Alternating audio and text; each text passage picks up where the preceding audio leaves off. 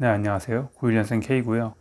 제가 요즘 관심 있는 것으로는 방구석에 앉아서 잡소리하기, 영상 편집하기 이런 것들이 있고요. 최근에는 방구석에 앉아서 잡소리하는 영상을 유튜브에 업로드하고 있습니다. 오늘 할 잡소리는 강남역 껌 할머니에 대한 영상을 보고 난 뒤 느낀 점에 대해서 좀 말씀드려보고자 합니다. 최근에 알 수 없는 유튜브 알고리즘에 의해서 KBS에서 만든 다큐멘터리 프로그램인 제보자들이라는 프로그램에서 강남역 껌 할머니에 대해 다루는 영상을 찍었습니다. 강남역을 다니시는 분들은 전부 그 할머니를 아실 텐데요. 강남역 신분당선 쪽 계단에 항상 앉아 계신 그 할머니입니다. 저도 이 할머니에 대해서 부자다, 어떻다 저떻다 많은 루머들은 듣긴 했는데 이렇게 있는 그대로 사실을 보여주는 프로그램은 처음이어서 좀 관심을 갖고 봤는데요.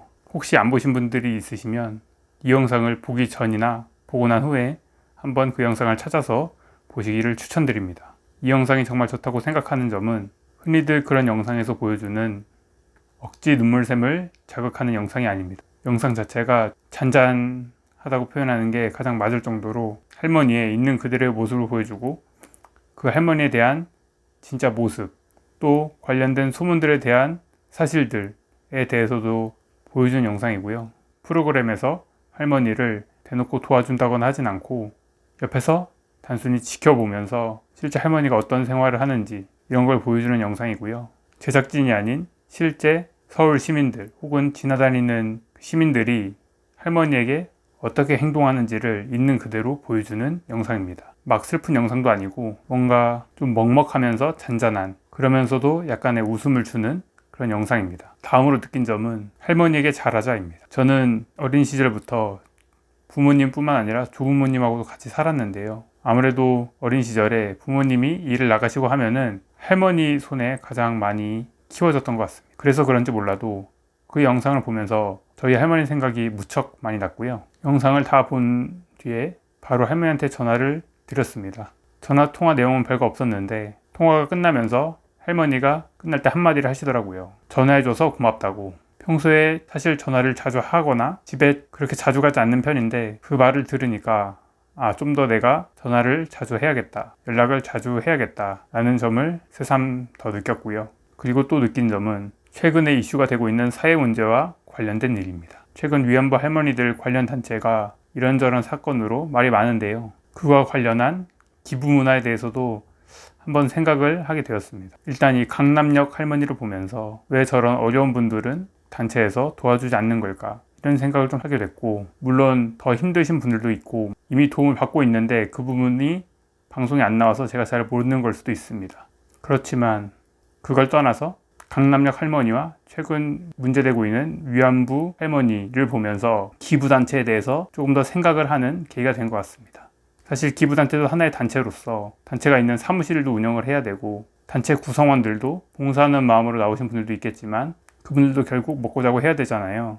이런 분들에게도 당연히 돈이 좀 들어갈 수밖에 없고 이래저래 단체 운영에 돈이 들어갈 수밖에 없습니다. 또한 기부 자체도 홍보도 해야 되고 기부 대상을 정하는데도 일종의 수고나 번거로움이 있을 텐데 결국 이게 다 돈이거든요. 그런 걸 생각해 봤을 때 기부단체에 돈을 기부하는 게 가장 효율적인 기부인가 라는 것에 대한 생각을 좀 해봤습니다. 돈이 많은 분들이 단체를 운영하면서 후원금을 받는 건 괜찮을 것 같은데 그게 아닌 일반인들이 기부단체를 운영하는 게 정말 제대로 된 기부가 될 것인가에 대한 의구심을 사실 예전부터 갖고 있었는데 이번에 다시 한번 하게 됐고요. 극단적인 예로 빌 게이츠가 운영하는 자선단체가 있잖아요. 이런 단체에 후원을 하는 거, 거기서 후원을 받는지는 잘 모르겠는데 워낙 돈이 많으시니까 하여튼 이런 단체에 후원하는 거는 거의 대부분 실제 기부활동에 쓰일 것 같은 생각이 듭니다. 내 작은 기부단체나 이런 데 후원을 하면은 내 돈의 얼마가 실제로 기부로 이루어질까, 이런 의구심이 좀 들고요. 혹시 이런 기부단체를 국가나 이런 데서 운영하면 안 되는가,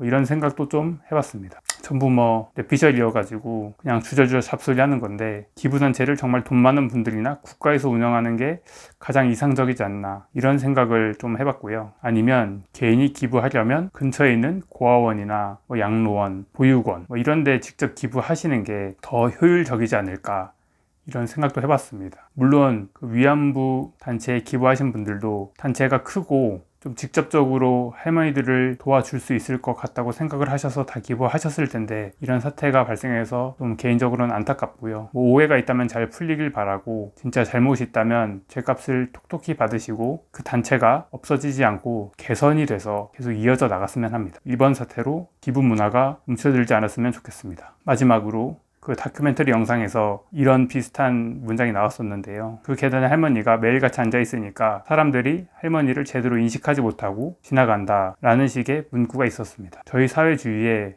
많은 약자분들이 계시고 많은 취약계층이 계신데 주위에 있는 이분들에게 지속적으로 관심을 줘야 한다는 의미를 내포하고 있는 것 같았습니다. 마지막으로 오늘 영상의 요약, 강남역 할머니 지나다니면서 껌 한 번씩 사드리자. 오늘 영상 여기까지입니다. 긴 영상 봐주셔서 감사합니다. 수고하셨습니다.